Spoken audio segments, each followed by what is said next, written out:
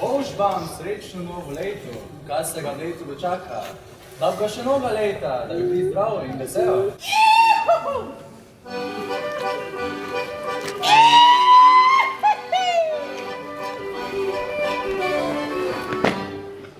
Smo akademska folklorna skupina Študent, kulturno-umetniškega društva Študent, ki se z koledovanjem kot takim ukvarjamo že 8 let zapored.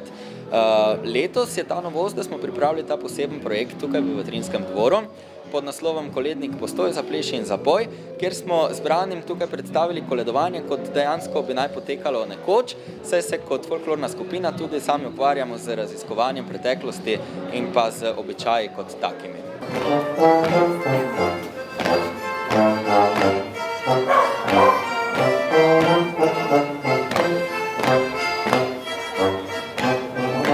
Sicer pa se udeležujemo mednarodnih gostovanj, mi jim pravimo po domače turneje, ki so pa v bistvu nekako vrhunec oziroma krona vsake sezone in pa tudi nekako dogodek, ki ga člani najbolj pričakujejo.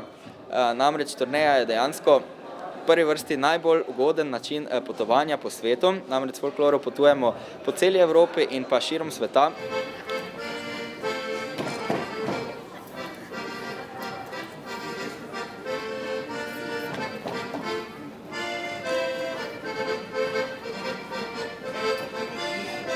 Ja, folklorni plesi so, verjamem, da širši množici totalno nepoznani.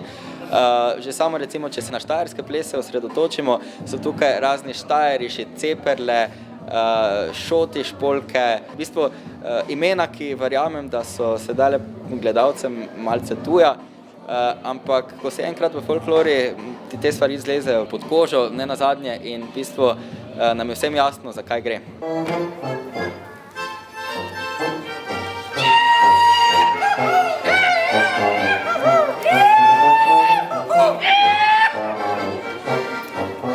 Društvo, ki delujemo že več kot 50 let, se s tem nekako od samega začetka že ukvarja.